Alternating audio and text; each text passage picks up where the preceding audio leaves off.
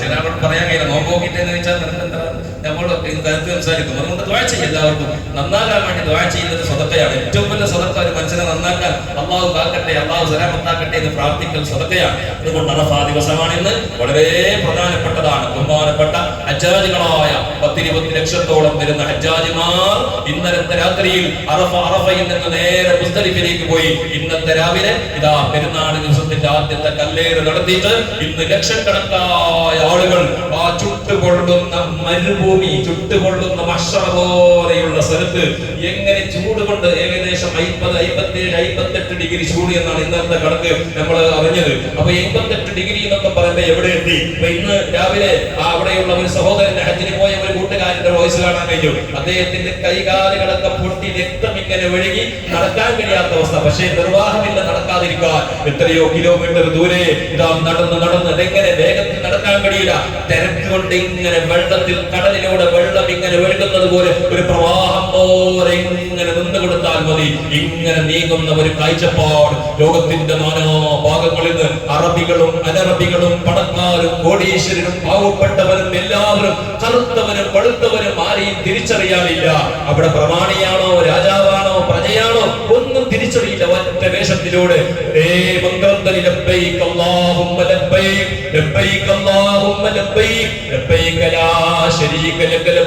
ആ മന്ത്രധ്വനികൾ ഇങ്ങനെ നമ്മളിങ്ങനെ ലൈവായിട്ട് ഇങ്ങനെ കേൾക്കുമ്പോൾ ഈമാനുള്ള മനുഷ്യന്റെ ഹൃദയം മക്കയിലേക്ക്, ആ മിനാ താഴ്വരയിലേക്ക് ഇങ്ങനെ ആഗ്രഹിച്ചു പോകുന്ന ഒരു രംഗമാണ്. അതൊക്കെ കാണാനും കൂടാനും ചെയ്യാനും അല്ലാഹു ജീവിതത്തിൽ ഒരുപാട് തവണ അല്ലാഹുവേ ഞങ്ങൾക്ക് നീ തൗഫീഖ് നൽകണം റഹ്മാനേ. അത്രയും മഹത്വമുള്ള ഈ സമയത്ത് ഇന്ന് നമുക്ക് ദുൽഹിജ്ജ 9ാമത്തെ ദിവസമാണ്. അറഫാ ദിവസത്തിന്റെ നോമ്പ് മഹാന്മാരായ പണ്ഡിതന്മാർ ബഹുമാനപ്പെട്ട ഇബ്നു അബ്ബാസ് റളിയല്ലാഹു അൻഹു ഉദ്ധരിക്കുന്ന ഹദീസുകളിലൊക്കെ കണ്ടത് ഇതാ 2 കൊല്ലത്തിന്റെ ദോഷം പൊറുക്കപ്പെടുന്ന ദോഷ നോമ്പാണ്. ഈ കൊല്ലത്തിന്റെയും അടുത്ത കൊല്ലത്തിന്റെയും നോമ്പ് ദോഷങ്ങൾ പൊറുക്കപ്പെടുന്ന വളരെ പ്രധാനപ്പെട്ട നോമ്പ്. ഈ നോമ്പിന്റെ ദിവസത്തിൽ നമ്മൾ എന്തൊക്കെയാണ് ചെയ്യേണ്ടത്? വളരെ പ്രധാനമായി നമ്മൾ മനസ്സിലാക്കേണ്ട വിഷയമാണ്.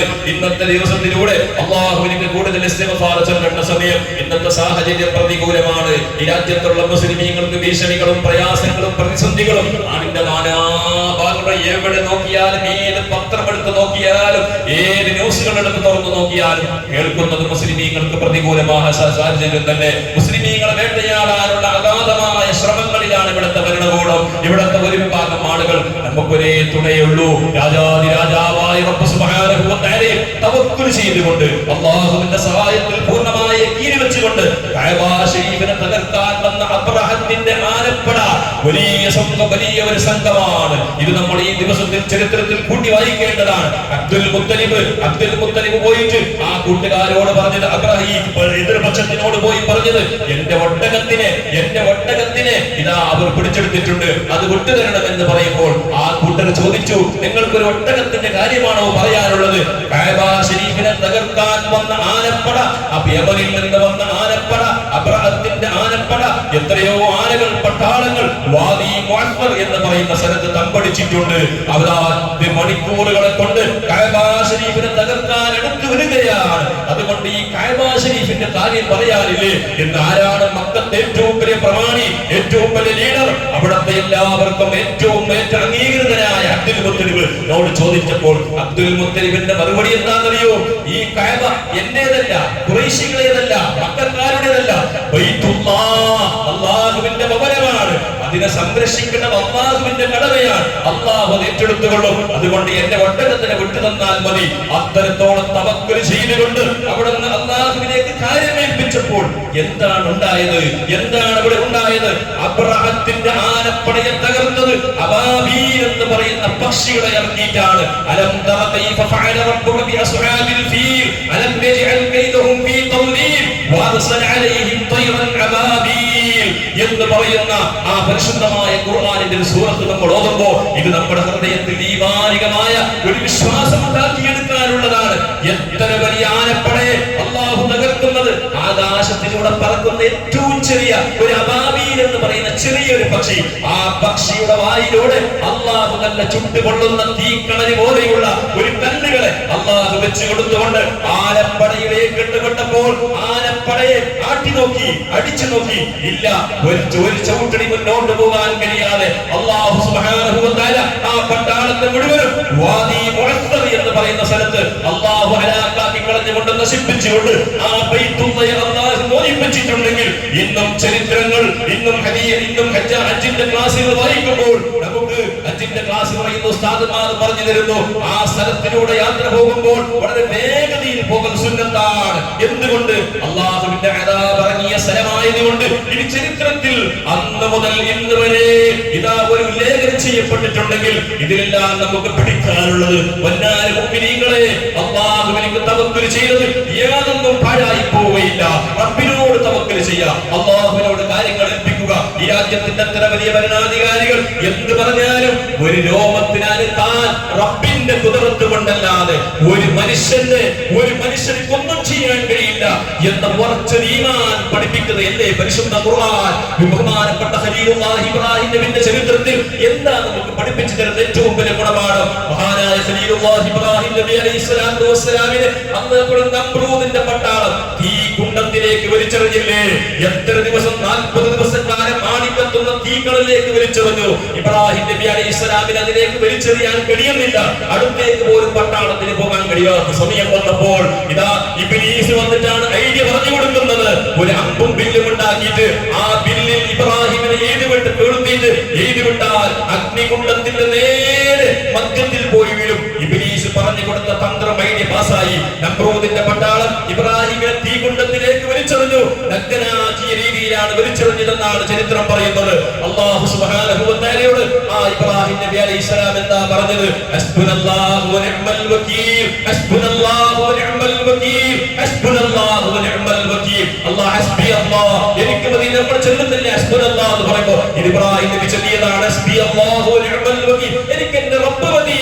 പട്ടാളത്തെ എനിക്ക് പേടിയില്ല, തീകുണ്ഡത്തിന് എനിക്ക് പേടിയില്ല എന്ന ഒറ്റ ഒരു പറഞ്ഞപ്പോൾ അല്ലാഹു സുബ്ഹാനഹു വ തആല തീയോട് എന്താ പറഞ്ഞത്? ഇബ്രാഹിമിനിക്ക് നല്ല തണുപ്പാകണം, എയർ കണ്ടീഷൻ ആകണം. ഐസ് കട്ടയായാൽ അവിടെ ബർദ് മാത്രം എന്ന് പറഞ്ഞാൽ ഐസിന്റെ കട്ടയായി പോയാൽ ഇബ്രാഹിമിന് നിൽക്കാൻ കഴിയൂല. ഐസിന്റെ കട്ടയിൽ നമുക്ക് ഐസിന്റെ കട്ടയിൽ കുറെ സമയം പിടിച്ചിരിക്കാൻ കഴിയോ? ഐസിന്റെ കയ്യിൽ കാലിൽ നിൽക്കാൻ കഴിയില്ല. അല്ലാഹു പറഞ്ഞു ഐസ് മാത്രം കോൾഡായാൽ പോരാ. ഇബ്രാഹിമിലേക്ക് നല്ല എയർ കണ്ടീഷൻ, നല്ല എസി ഫിറ്റ് ചെയ്യുന്നത് പോലെ ഇബ്രാഹിം നബി അലൈഹിസ്സലാം എത്ര ദിവസം താമസിച്ചു? 40 ദിവസക്കാലം താമസിച്ചു എന്നാണ്. ഇങ്ങനെ പല അഭിപ്രായങ്ങളും ഉണ്ടെങ്കിൽ എന്റെ പൊന്നാര മുഅ്മിനീങ്ങളെ, ഇതിൽ നിന്ന് നമുക്ക് പഠിപ്പിക്കുന്നത് ഇതെന്തിനാണ് ഖുർആനിൽ പറഞ്ഞത്? ഖുർആനിലെ അധ്യായം ഇതെല്ലാം ഈ ഉമ്മത്തിനോട്, ഈ സമുദായത്തോട് എന്തിനു പറയുന്നു? പൊന്നാര മുഅ്മിനീങ്ങളെ പേടിക്കേണ്ടതില്ല. അല്ലാഹുവിലേക്ക് തവക്കുൽ ചെയ്ത അല്ലാഹുവിലേക്ക് തവക്കുൽ ചെയ്താൽ അവന്റെ കാര്യങ്ങളൊന്നും പാഴായി പോവുകയില്ല എന്ന് പഠിപ്പിക്കുകയാണ്. അതുകൊണ്ട് ഇത്തരത്തോളം മഹത്വമുള്ള ഈ സംഭവങ്ങൾ നമുക്ക് പഠിപ്പിക്കുന്നത് ഇബ്രാഹിം നബിയുടെ ചരിത്രങ്ങളിൽ നിന്ന് ആ മഹത്വമേറിയ ദിവസങ്ങളാണെന്ന് ഈ അറഫാ ദിവസത്തിലൂടെ 10-20 ലക്ഷത്തോളം വരുന്ന ഹാജികൾ ചുട്ടുകൊള്ളുന്ന മരുഭൂമിയിലൂടെ അവിടെ കഷ്ടപ്പെട്ടുകൊണ്ട് തൽബിയത്ത് ചൊല്ലിക്കൊണ്ട് പോകുമ്പോ ലോകത്തിന്റെ നാനാഭാഗങ്ങളിലുള്ള ജനങ്ങൾ ഐക്യദാർഢ്യം പ്രഖ്യാപിച്ചുകൊണ്ട് അവർ ഓർത്തുകൊണ്ട് ഇതാ ഇന്നത്തെ സുബഹി മുതൽ നമ്മൾ നിസ്കാരത്തിന് ശേഷം ഇതാ അറഫാ ദിവസത്തിന്റെ സുബഹി മുതൽ തക്ബീർ ചൊല്ലാൻ സുന്നത്തായി പഠിപ്പിച്ചു. അയ്യാമത്തെ ശരീഅത്തിന്റെ അവസാനത്തെ അസ്ർ നിസ്കാരം വരെ 13ന്റെ അസ്ർ വരെ ഓരോ നിസ്കാരം കഴിഞ്ഞിട്ട് തക്ബീറുകളാൽ എന്തിന് പോയ ജനങ്ങളുടെ ആ ഹജ്ജാജികൾ ഓർക്കാൻ നമുക്ക് പോകാൻ കഴിഞ്ഞില്ലല്ലോ. ഈ പ്രാവശ്യത്തെ ഹജ്ജിന് ഞാൻ എത്തിയില്ലല്ലോ. പടച്ചോനെ, എന്റെ കൂട്ടുകാർ, എന്റെ അനുജന്മാർ, എന്റെ ഫാമിലിക്കാർ, എന്റെ വേണ്ടപ്പെട്ടവർ നാനാതാവങ്ങളിൽ പോയിക്കൊണ്ട് തൽബിയത്ത് ചൊല്ലിക്കൊണ്ട് പോകുമ്പോ ഞാനും അതിൽ ഐക്യദാർഢ്യം പ്രഖ്യാപിച്ചുകൊണ്ട് തക്ബീറുകളാൽ ഇതാ നമ്മൾ ഈ ദിവസം നമ്മൾ ആരംഭിക്കുമ്പോൾ ഇന്നത്തെ ദിവസം ദുആക്ക് ഇജാബത്തുണ്ട് മുഅ്മിനീങ്ങളെ. എന്ത് ചോദിച്ചാലും റബ്ബ് തരുന്ന സമയങ്ങളാണ്. അതുകൊണ്ട് അല്ലാഹുവിലേക്ക് നന്നായി ദിക്ർ ചൊല്ലുക. ലാ ഇലാഹ ഇല്ലല്ലാഹു വഹ്ദഹു ലാ ശരീക ലഹു ലഹുൽ മുൽക്കു വലഹുൽ ഹംദു യുഹ്യീ വയുമീതു വഹുവ അലാ കുല്ലി ഷൈഇൻ ഖദീർ. ഇതിന്റെ അർത്ഥങ്ങൾ അറിഞ്ഞാൽ ഒരു മനുഷ്യന്റെ ഈമാൻ വർദ്ധിക്കുന്ന വാക്കുകളാണ്. എല്ലാ കാര്യങ്ങളിലും പടച്ചവനോട് തവക്കുൽ വരുന്ന ഒരു വിശ്വാസം വരുന്ന ഒരു ദുആണ് ലാ ഇലാഹ ഇല്ലല്ലാഹ് നീ അല്ലാതെ ഒരു ഇലാഹില്ല, വഹ്ദഹു നീ ഒരുവനാണ്, ലാ ശരീക ലഹു നിനക്കൊരു കൂട്ടുകാരനില്ല. അവിടുന്ന് മന്ത്രിസഭ വിളിക്കേണ്ട ആവശ്യമില്ല. അല്ലാഹുക്ക് എന്തും ചെയ്യാം, അടിമയെ ഏത് രീതിയിൽ എത്തിക്കാം. ഉടുതുണിക്ക് മറുതുണിയില്ലാത്തവരെ കോടീശ്വരനാക്കാൻ അല്ലാഹുക്ക് ഒരു പണിപൊരുതി. ഈ രാജ്യത്ത് മുസ്ലിമീങ്ങളെ ഈ രീതിയിൽ ഭീഷണിപ്പെടുത്തുന്ന ശത്രു കിങ്കരന്മാരെ ഒരു സെക്കൻഡ് കൊണ്ട് അബാബിയിൽ പക്ഷികളെക്കാളും ചെറിയ ശിക്ഷകൾ ഇറക്കിക്കൊണ്ട് നശിപ്പിക്കാൻ അല്ലാഹുക്ക് മതി.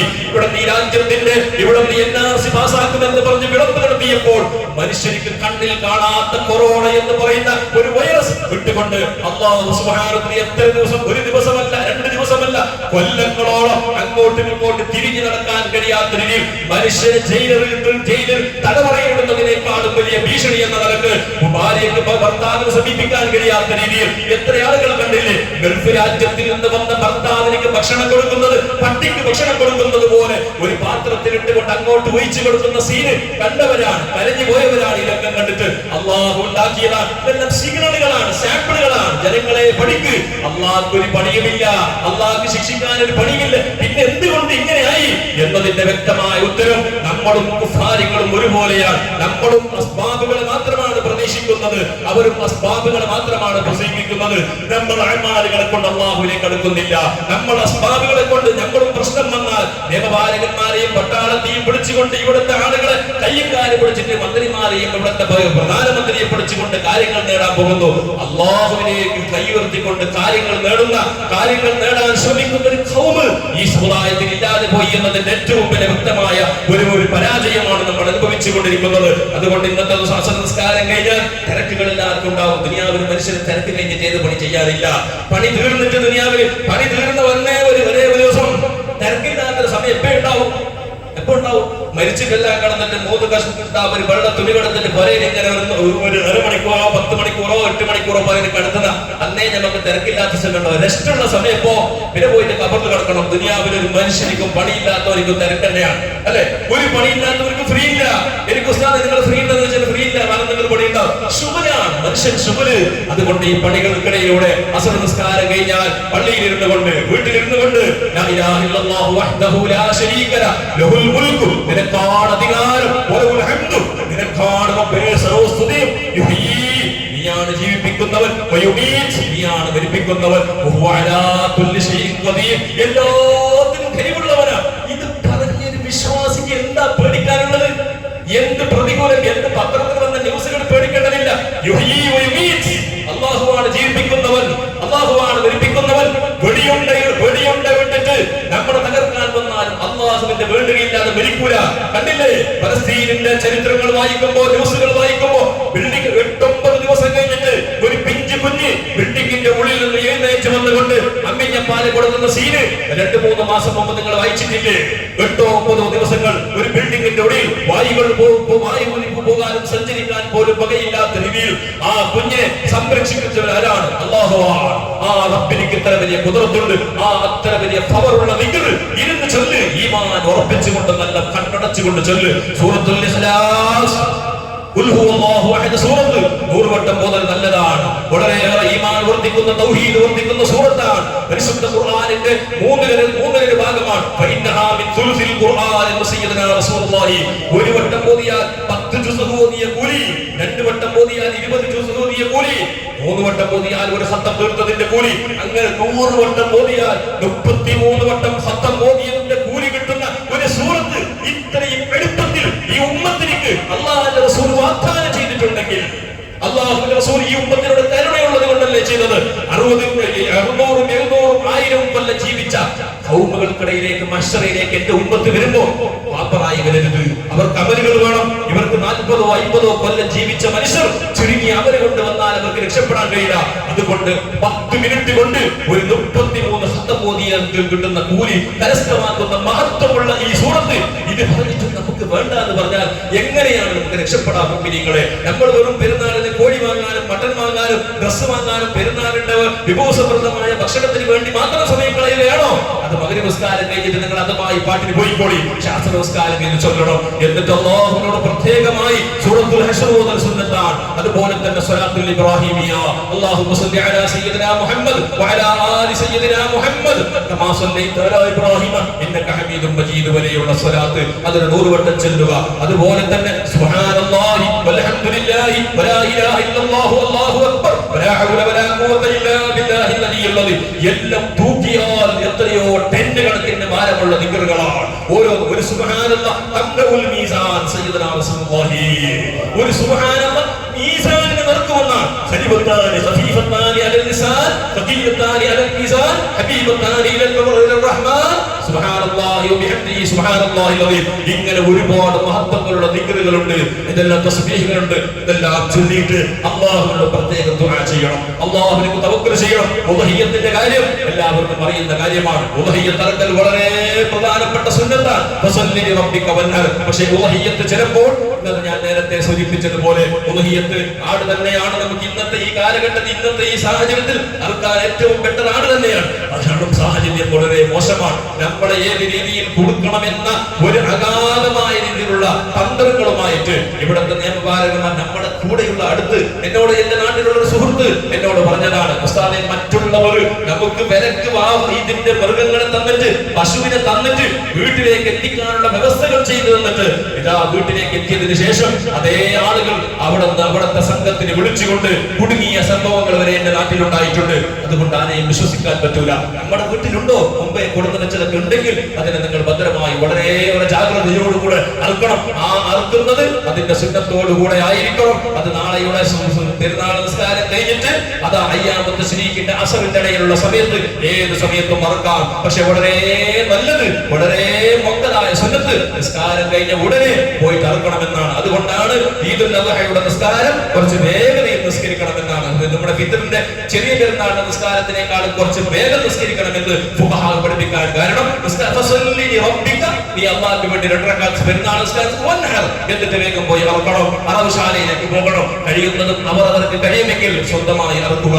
ഞാൻ അറുക്കാൻ അറിയാത്ത ഉസ്താദ് സുന്നത്ത് എന്ന് പറഞ്ഞിട്ട് അറുത്തിന്റെ ലാസ്റ്റ് അതും ഇതിന്റെ ടൈപ്പുള്ള അറുത്തിട്ട് സ്റ്റഡി ഉണ്ടെങ്കിൽ പറഞ്ഞില്ല ഈ കൊണ്ടൊന്നും ഞാൻ എന്താ അറുക്കുന്നത് ലാസ്റ്റ് അറുത്തിട്ട് ഒരു തിന്നാനില്ല മറ്റൊരു തിന്നാൽ ആറാമായ രീതിയിലായിപ്പോണ്ട. അതുകൊണ്ട് അറുക്കാനുള്ള സുന്നത്തായ കർമ്മങ്ങൾ അറിയും. ഒരു ധൈര്യമൊക്കെ ഉണ്ടെങ്കിൽ ചില ആളുകളൊക്കെ ചോരകളൊക്കെ കണ്ടാൽ തലതിരിയുന്ന ആളുകളൊക്കെ ഉണ്ടാവും. അത്തരം ആളുകൾക്ക് അറുക്കാൻ മറ്റുള്ളവരെ വക്കാലത്ത് ചെയ്യാം. പക്ഷെ വക്കാലത്ത് ചെയ്യുകയാണെങ്കിൽ അവിടെ ഹാദിറാവൽ സുന്നത്താണ്. എന്റെ സുന്നത്തായ അറുക്കാൻ നിന്നെ ഞാൻ ഏൽപ്പിച്ചു എന്ന് അറുക്കുന്ന ഉസ്താദ് നമുക്ക് കത്തി കൊടുത്ത് ഇയാൾ പോയിട്ട് അറുത്തിട്ട് വന്നിട്ട് ഇയാൾ വരുമ്പോ കൊച്ചിന് പോയിട്ട് ചായ കുടിച്ചിട്ട് നാഷ്ടാക്കിട്ട് വരുമ്പോ ഇത് അറുത്തിട്ട് ഇവിടെ നോക്കിയിട്ട് ബാധ്യത കൊടുത്തിട്ടായി. അങ്ങനല്ല, അറുക്കുന്ന സമയത്ത് അതാ അവിടെ അവൻ ഹാദിറാകണം. അല്ലാഹുവിന്റെ അടുക്കലേക്ക് എത്തുന്നത് അതിന്റെ ഇറച്ചിയോ അതിന്റെ ചോരയൊന്നും അല്ലാഹുവിലേക്ക് എത്തില്ല. അല്ലാഹുവിലേക്ക് നിയത്താണ്. ഇത് നാളെ മഹ്ശറയിലേക്ക് നമുക്കുള്ള വാഹനമാണ്. ജീവിതത്തിൽ ഒരിക്കലും ഇറക്കണം. ഈ അടുത്ത് ചില ആളുകൾക്ക് എന്തെങ്കിലും സഫാഹത്ത് അറിയോ? ഒരു ചങ്ങായിനോട് പറഞ്ഞത് ഉസ്താദ് ഒരിക്കൽ അർത്ഥനെ പെല്ലാം കൊണ്ട് ഇറക്കണോ, അതുകൊണ്ട് ഞാൻ ഇറക്കുന്നില്ല. അങ്ങനെ സുന്നത്തുണ്ട് ഉസ്താദ്. അങ്ങനെ ഇല്ല. ആളുകൾക്ക് അന്ധവിശ്വാസമാണ്. ഒരിക്കൽ അർത്ഥന് വരുന്ന ഭക്തർക്ക് നിർബന്ധമല്ലോ. അതുകൊണ്ട് ഈ അങ്ങനെയില്ല. ജീവിതത്തിൽ ഒരു പ്രാവശ്യം ഇറക്കണം.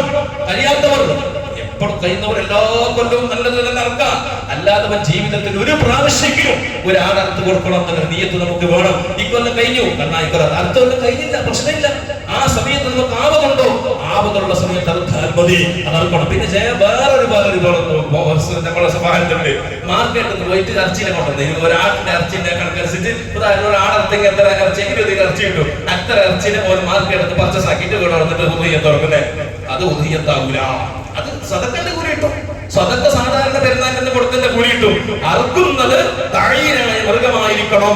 ആ മൃഗത്തിന് ഇന്നതാ ആ ഒരു മൃഗത്തിൻ്റെതായിരിക്കുന്ന എല്ലാ 2 വയസ്സൊത്തതായിരിക്കുന്ന ആട്, അയവുകളൊന്നുമില്ലാത്ത ആട്, ആ ആടിനെ തഴീനാക്കിയിട്ട് തന്നെ അറുക്കണം. അല്ലാതെ മാർക്കറ്റിൽ നിന്ന് ഇറച്ചിന്റെ ആടിന്റെ തൂക്കനുസരിച്ച് ഇറച്ചി കൊടുത്തെങ്കിൽ ഉദയ്യത്താവൂല. അതുകൊണ്ട് അത്തരം കാര്യങ്ങൾ പ്രത്യേകം ശ്രദ്ധിക്കണം. അതുപോലെ തന്നെ മൃഗത്തിന് മറ്റുള്ള പോത്തുകളോ പശുവിനോ ആണെങ്കിൽ 7 ആളുകൾക്ക് കൂടി ഇറക്കാം. അപ്പൊ ചില ആളുകൾക്ക് ഒരുപാട് ആളുകൾക്ക് ഒരു സംശയം, ഉദയ്യത്തും ഹഖീഖത്തും ഒന്നിച്ചിട്ട് ഇറക്കാൻ പറ്റുമോ?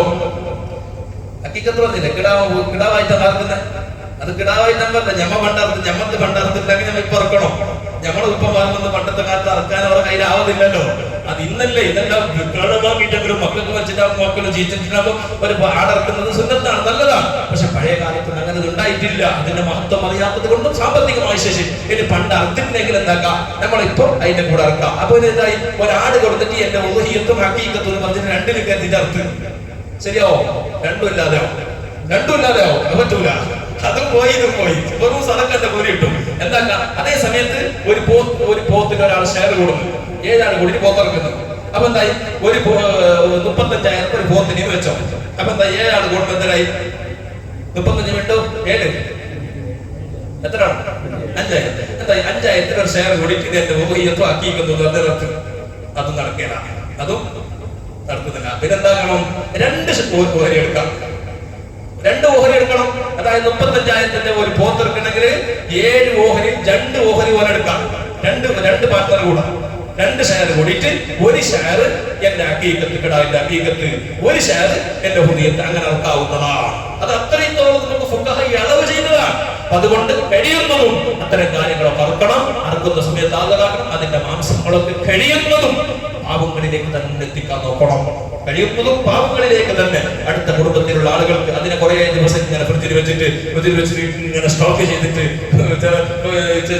നമുക്കിന് പെരുന്നാൾ കഴിഞ്ഞിട്ടുണ്ടല്ലോ, പെരുന്നാൾ കഴിഞ്ഞ 10-15 ദിവസം ആട് കറിയുണ്ട്, ഫുൾ ടൈം ആട് കറി. അത് പാവങ്ങളുടെ സ്റ്റോക്ക് ചെയ്തിട്ട് പ്രശ്നമില്ല, കാരണം ഓർക്ക് ഇതിനെ വിൽക്കുകയും ചെയ്യാം.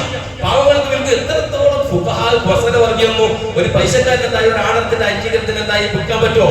അത് പറ്റൂല. അതിന്റെ തോല് വിൽക്കാൻ പറ്റുമോ?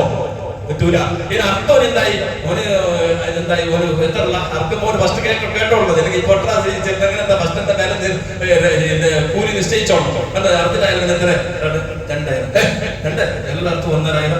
അതാവും അങ്ങനെ എന്തായി, ലാസ്റ്റ് 1,500 500 അതിന് തോലും 500 തോല് നീ എടുത്തുക. 500 നാട്ടണ്ടേ, അതും പറ്റൂല. അതിന്റെ തോല് പോലും അതിനെ കൂലിയായിട്ട് കൊടുക്കാൻ പറ്റൂല. എന്താക്കണം, അതുപോലും സ്വതക്ക ചെയ്യണം. അതുപോലെ അതിന് യാതൊരു കാര്യം വിൽക്കാൻ പറ്റില്ല. ഏതെന്തായി, ഞാനൊരു പാവപ്പെട്ട മിസ്കീന് വെച്ചോ, ഞാനല്ല, ഉദാഹരണം ഞാൻ പറയാണ്, മിസ്കീൻ എന്ന് പറഞ്ഞത് വേണ്ട. ഞാൻ ഒരു നാട്ടിലുള്ള ഒരു പാവപ്പെട്ട ഒരു മിസ്കീന് എല്ലാവരും കൊണ്ടുപോയിട്ട് ഓന് എന്നെ കൊടുക്കുന്നത്. ഓന് നോക്കുമ്പോ അവസാനം പെരുന്നാളിന്റെ വീട്ടിൽ 2 ദിവസം കണ്ടിട്ട് നോക്കുമ്പോ 35 കെട്ട് കിട്ടിയത്. എന്താ തീരുമോ? അവസാനം എന്തായി, ഇനി നല്ല പോയിട്ട് മാർക്കറ്റിൽ അല്ലെങ്കിൽ ഇതിനെന്തിന് വിൽക്കാമോ എന്തായി. അപ്പൊ ഞാൻ നിന്റെ ഉറിയത്തെ ഫസാദാവും. അവിടെ മസാലയുണ്ട്. ഇവനിക്ക് കിട്ടിയതിന് അവനിക്ക് വിൽക്കാം. പാവപ്പെട്ടവനിക്ക് കിട്ടിയത് അതിയായിട്ട് കിട്ടിയതിനെ അവനിക്ക് വിൽക്കാം. അല്ലാതെ നമുക്ക് അതിനെ വാങ്ങിയിട്ട് അല്ലെങ്കിൽ നമുക്ക് സ്വന്തത്തിന് വിൽക്കാൻ പോലും ഇത്രത്തോളം ഇളവുകളുള്ളതാണ്. അതുകൊണ്ട് കഴിയുന്നതും, അതുകൊണ്ട് അങ്ങനെ വിൽക്കുന്ന ആൾക്കാർ വിൽക്കുന്നുള്ള തോന്നലുണ്ടെങ്കിൽ അങ്ങനത്തെ കൊടുക്കേണ്ട. വേറെ കിട്ട ആവശ്യക്കാരുണ്ടോ? ഞമ്മൾ കൊടുത്തോ, നീയെ കൊടുക്കുന്നില്ല. റമദാന്റെ കിട്ട് കൊടുക്കുന്നത് കൊടുത്തോ, നീ കൊടുക്കുന്നത്. ഓന്റെ പോലെ ലാസ്റ്റ് പീടിയുടെ പോയി അരിക്ക് 500 രൂപ 550 രൂപ അരിയില് 300 രൂപ കൊടുത്ത് വിൽക്കുന്നത്. എന്തിനാ ഇങ്ങനെ ചെയ്യുന്ന? ആവശ്യക്കാരെ തേടിയിട്ടാണ് നമ്മൾ കൊടുക്കേണ്ടത്. എത്രയോ മധ്യതയിൽ ജീവിക്കുന്ന ആളുകളുണ്ട് നമ്മുടെ നാട്ടിൽ. ജനങ്ങളോട് ചോദിച്ചപ്പോഴും അതിന് കൈ നീട്ടുന്നത് ഓർക്ക് നല്ലോണം കിട്ടുന്നത് ഓർ ഞമ്മളാട്ടി സാറ് എല്ലാവരും അങ്ങനെയൊന്നല്ല. ഈ കുറെ യാചകന്മാരായിട്ടുള്ള ആൾക്കാരൊക്കെ നമ്മളെക്കാളും വലിയ കോടീശ്വരന്മാർ വലിയ പണക്കാരുണ്ടാകും. കാരണം യാചന എന്നുള്ളത് ജീവിതത്തിൽ ഒരു തുടങ്ങി നിർത്താനാണ് വലിയൊരു മുസീബത്താണത്. അതുകൊണ്ട് അത്തരം ആളുകളെ മാത്രം തേടി കൊടുക്കേണ്ട. ആവശ്യക്കാരായിട്ടുള്ള ആളുകൾ, മധ്യനിരയിലുള്ള ആളുകൾ, പണിയില്ലാത്ത ആളുകൾ, ഗൾഫിന്ന് വണ്ടിന് പുതിയ ആൾക്കാർ, കച്ചവടം പൊട്ടിയിട്ട് കടായിട്ട് കുടുങ്ങിയ ആൾക്കാർ, എത്രയോ ആൾക്കാരുണ്ടാവും. അവർ ജനങ്ങളോട് ചോദിക്കാത്ത ആളുകൾ, അത്തരം ആളുകൾക്കാണ് ഇത് കൊണ്ടുപോയി കൊടുക്കേണ്ടത്. അതൊക്കെ അതിന്റെ സമയത്ത് തന്നെ കൊടുക്കണം. അതായത് ഉദാഹരണം ഇപ്പോ ശനി തിങ്കളാഴ്ച 13 ശനി ചൊവ്വാഴ്ച വരെ ഉണ്ട്. ചൊവ്വാഴ്ച വൈകുന്നേരം വരെ മകരിവിന് മുന്നായിട്ട് അർത്ഥം മതി. അപ്പൊ അതുകൊണ്ട് അത്തരം കാര്യങ്ങളൊക്കെ ശ്രദ്ധിച്ചുകൊണ്ട് നല്ല നിലക്ക് ഇൻഷാ അല്ലാഹ് പെരുന്നാൾ നിസ്കാരത്തിനൊക്കെ കൃത്യസമയത്ത് എത്തണം. പെരുന്നാളിന്റെ കാര്യങ്ങളൊക്കെ ഒരുപാട് പറയേണ്ടതാണ്, പക്ഷെ സമയമില്ലാത്തത് കൊണ്ട് അതൊക്കെ നിർത്തുകയാണ്. ഇൻഷാ അല്ലാഹ് സന്ദർഭം കിട്ടിയാൽ നാളെ കുറച്ച് സമയം നമുക്ക് സംസാരിക്കാണ്ട് പറയാം. മഹാനായ ഇബ്രാഹിം നബി അലൈഹി സ്വലാമിന്റെ ത്യാഗോചരമായ കഥകളൊക്കെ അല്പം നമ്മുടെ കഴിഞ്ഞ വെള്ളിയാഴ്ച പറഞ്ഞു. അതൊക്കെ പറയണമെന്ന് വിചാരിച്ചതാണ്. ഇൻഷാ അല്ലാഹ് സമയം നീണ്ടുകൊണ്ട് ഞാൻ തീർക്കുകയാണ്. എന്റെ പ്രിയപ്പെട്ട രക്ഷിതാക്കളെ, നല്ലവർക്ക് പെരുന്നാൾ ആചരിക്കണം. നമ്മുടെ സൗഹൃദത്തോടെ സന്തോഷത്തോടെ കൂടെ ആയിരിക്കണം. എല്ലാവരും കഴിയുന്നതും കുറച്ച് വേഗം തക്ബീർ ചൊല്ലാൻ വേണ്ടി നോക്കണം. എന്നിട്ട് കുറെ 8 മണിക്ക് എന്ന് പറഞ്ഞാൽ 7:55 ആളില്ല. അങ്ങനെ 7:55 ഉസ്താദ് പ്രസംഗം നിർത്താനാകും. നാല് ഭാഗത്ത് ചെറിയ ആൾക്കാർ അങ്ങനെ ആയിപ്പോകണ്ട. കുറച്ച് വേഗം വരാം, കുറച്ച് വേഗം വന്നോളി. ഇത് തന്നെ നമ്മൾ നിസ്കാരം ലേറ്റാണ്. കുറച്ച് 7:30 8 മണിക്കന്നെ വെക്കണേ. പക്ഷെ നാട്ടുകാരൻ നിങ്ങളെപ്പോലത്തെ ആൾക്കാരെ സൗകര്യം മാനിച്ചിട്ടാണ് കമ്മിറ്റിക്കാരൊക്കെ കൂടിയിട്ട് ഒരു 8 മണിക്കാക്കി കുറച്ച് ദൂരത്ത് വന്ന് 8 മണിക്ക് വന്നിട്ട് എത്തിയില്ല എന്ന് പറഞ്ഞാൽ പിന്നെ എന്താക്കണ്ട, പിന്നെ നിങ്ങൾക്ക് തന്നെയാണ് നഷ്ടം. കഴിഞ്ഞ പ്രാവശ്യം നടന്നതാണ് ഒരു നിസ്കാരം കഴിഞ്ഞ ശേഷം കൊണ്ട് ജമാഅത്ത് നടത്തിയതാണ്. അങ്ങനെ ചെയ്യേണ്ട. ഒറ്റ ആദ്യത്തെ ജമാഅത്തിൽ തന്നെ കൂടാൻ വേണ്ടി ശ്രദ്ധിക്കുക. അള്ളാഹു തൗഫീഖ് നൽകട്ടെ, അള്ളാഹു ബോധം നൽകട്ടെ, അള്ളാഹു നല്ല നിലക്ക് അള്ളാഹു പൊരുത്തപ്പെട്ട നിലക്ക് മഹാനായ ഖലീലുല്ലാഹി ഇബ്രാഹിം നബി അലൈഹി സ്വലാമിന്റെ സർവ്വ പ്രവാചകന്മാരുടെ പൊരുത്തവും ശ്രദ്ധിക്കുന്ന രീതിയിൽ അവർക്ക് സമാധാനമാകുന്ന രീതിയിൽ സന്തോഷത്തോടുകൂടെ പടച്ചവനെ പെരുന്നാൾ ആചരിക്കാൻ തൗഫീഖ് നൽകണേ റഹ്മാനെ. അള്ളാഹുവേ, ഒരുപാട് ആളുകൾ ഞങ്ങളുടെ കുടുംബത്തിലും വേണ്ടപ്പെട്ടവരും സഹായിച്ചവരും ആളുകളുടെ രോഗികളായി കഴിയുന്നവരുടെ റബ്ബാൻ അവർക്കെല്ലാം പെരുന്നാൾ ആഘോഷിക്കാൻ കഴിയാതെ വിഷമത്തിനാണ് അവർക്ക് നീ സമാധാനം സന്തോഷം ശിഫയും മാഹത്തും നൽകണേ റഹ്മാനെ. ഞങ്ങൾക്ക് എല്ലാവർക്കും നിന്റെ ദുആത്തിനായി ആഫിയത്തോടുകൂടെ ദീർഘായുസ്സ് നൽകണേ അല്ലാഹ്. നിരപരാധികളായ ഒരുപാട് മുഅ്മിനീങ്ങൾ ജയിലറകളിലാണ്, കുടുങ്ങിപ്പോയവരാണ് റബ്ബേ. ഇല്ലാത്ത കുറ്റം പറഞ്ഞ് ചുമത്തിക്കൊണ്ട് അല്ലാഹുവേ അവർക്ക് കുടുംബമില്ലാതെ മാതാപിതാക്കളില്ലാതെ ഭാര്യ മക്കളില്ലാതെ വേണ്ടപ്പെട്ടവരെ കാണാൻ കഴിയാത്ത രീതിയിൽ അല്ലാഹു അവർക്കൊരു പരീക്ഷണമായിരിക്കാം പടച്ചവനെ. ആ പരീക്ഷണങ്ങളിൽ അവർക്ക് നീ മോചനം നൽകണേ റഹ്മാനെ. നിരപരാധികളായ ഏതെല്ലാം മുസ്ലിമീങ്ങൾ ഏതെല്ലാം രീതിയിൽ കുടുങ്ങിയിട്ടുണ്ടോ അവർക്കെല്ലാം ഈ ദിവസത്തിന്റെ മാസത്തിന്റെ ബർക്കത്ത് കൊണ്ട് നീ സലാമത്ത് നൽകണം അല്ലാഹ്, രക്ഷ നൽകണം റഹ്മാനെ. ഞങ്ങളെയോ ഞങ്ങളുടെ മക്കളെയോ ഞങ്ങൾക്ക് വേണ്ടപ്പെട്ടവരാരെയോ ഇല്ലാത്ത കേസും ചുമത്തിക്കൊണ്ട് ഇവിടത്തെ അക്രമകാരികളായ ആളുകളുടെ കയ്യിൽ പെട്ടുകൊണ്ട് റബ്ബേ അവർ മർദ്ദനം ഏറ്റുകൊണ്ട് കുടുങ്ങിക്കൊണ്ട് ജയിലറകളിൽ കഴിയേണ്ട ഒരവസ്ഥ റബ്ബേ നിന്റെ റഹ്മത്ത് കൊണ്ട് വിധിക്കല്ലേ അല്ലാഹ്. കുഫാരികൾക്ക് ഞങ്ങളെ കൈകാര്യം ചെയ്യേണ്ട ഒരവസ്ഥ ഞങ്ങളവർക്ക് നീ വിട്ടുകൊടുക്കല്ല റഹ്മാനെ. ഞങ്ങളെ ഇസ്സത്ത് നീ ഖിയാമത്ത് നാളോളം നിലനിർത്തി തരണം റഹ്മാനെ. പ്രവാചകന്മാർക്ക് നീ വിജയം കൊടുത്തതുപോലെ സ്വഹാബത്തുൽ കിറാമിന് നീ വിജയം കൊടുത്തതുപോലെ മുൻകാലമുഅ്മിനീങ്ങൾക്ക് നീ രക്ഷ നൽകിയതുപോലെ അല്ലാഹു ഞങ്ങളെ ഈമാൻ കുറവാണെങ്കിലും ഞങ്ങൾ പാപികളാണെങ്കിലും ദോഷികളാണെങ്കിലും റബ്ബേ നിന്റെ അചഞ്ചലമായ വിശ്വാസം വെച്ചുകൊണ്ട് ചോദിക്കുന്നു റബ്ബേ രാജ്യത്ത് സമാധാനം നൽകണേ അല്ലാഹ്, ഖൈർ നൽകണേ അല്ലാഹ്, റഹ്മത്ത് നൽകണേ റഹ്മാനെ. അല്ലാഹുവേ നിരപരാധികളായ ആളുകളെ ഏതെല്ലാം ആളുകൾ കൊല ചെയ്യപ്പെട്ടിട്ടുണ്ടോ അവർക്കെല്ലാം നീ ശുഹദാക്കളുടെ പദവി നൽകണം റഹ്മാനെ. അവരുടെ കുടുംബത്തിന് നീ സമാധാനം നൽകണം റഹ്മാനെ. അവരെ ഘാതകന്മാർക്ക് റബ്ബേ നീ കൊടുക്കേണ്ടത് കൊടുക്കണേ അല്ലാഹ്. അവർക്ക് നീ കൊടുക്കേണ്ട ശിക്ഷ നീ കൊടുക്കണം റഹ്മാനെ. ഇവിടത്തെ നിയമപാലകന്മാർ ഇവിടത്തേതായിരിക്കുന്ന ഭരണകൂടം അവർക്കൊന്നും കൊടുക്കാതെ അവരെ നിരപരാധിത്വമില്ല അവർക്ക് ശിക്ഷയില്ലെന്ന് പറഞ്ഞുകൊണ്ട് അവരെ മോചിപ്പിച്ചു വിട്ടാലും പടച്ചവനെ കുറ്റം ചെയ്തവർ അക്രമകാരികളെ നീ അറിയുന്നവരാണ് റബ്ബേ. നിന്റെ കുതവത്ത് കൊണ്ട് റബ്ബേ അവരെ നീ പിടിച്ചു കെട്ടണം അല്ലാഹ്. അവർക്ക് നീ മാറാതെ അതിരോഗം കൊടുക്കണം അല്ലാഹ്. അവരുടെ കൂവത്തില്ലാതെയാക്കണം റഹ്മാനെ. അവരുടെ കൂട്ടങ്ങളെ ഛിന്ന ഭിന്നമാക്കണം റഹ്മാനെ. അവരുടെ മുമ്പിൽ മുസ്ലിം സമുദായത്തിന് എല്ലാ നാട്ടിലും വിജയം നൽകണേ റഹ്മാനെ. ഞങ്ങളുടെ ജമാഅത്തിൽ ബറക്കത്തും ഐക്യവും യോജിപ്പും സ്നേഹവും നൽകണേ റഹ്മാനെ. പറഞ്ഞതിന്റെ കേട്ടതിന്റെ എല്ലാ ബിസിനസ് സ്വഭാവം ഞങ്ങളുടെ കുടുംബത്തിൽ നിന്ന് മരിച്ചു പോയവർ ഈ പള്ളിയുടെ ചുറ്റുഭാഗത്ത് മരിച്ചു കിടക്കുന്ന മുഅ്മിനീകൾ മുഅ്മിനാത്തുകൾ എല്ലാവരുടെ ഖബറിടങ്ങളിലേക്ക് എത്തിക്കണേ അല്ലാഹു. റബ്ബിനെ റഹ്മാനെ ഖബർ സ്വർഗ്ഗത്തോപ്പാക്കി കൊടുക്കണേ അല്ലാഹു. ബിഹഖി സയ്യിദിനാ മുഹമ്മദിൻ സ്വല്ലല്ലാഹു അലൈഹി വസല്ലം. അല്ലാഹുമ്മ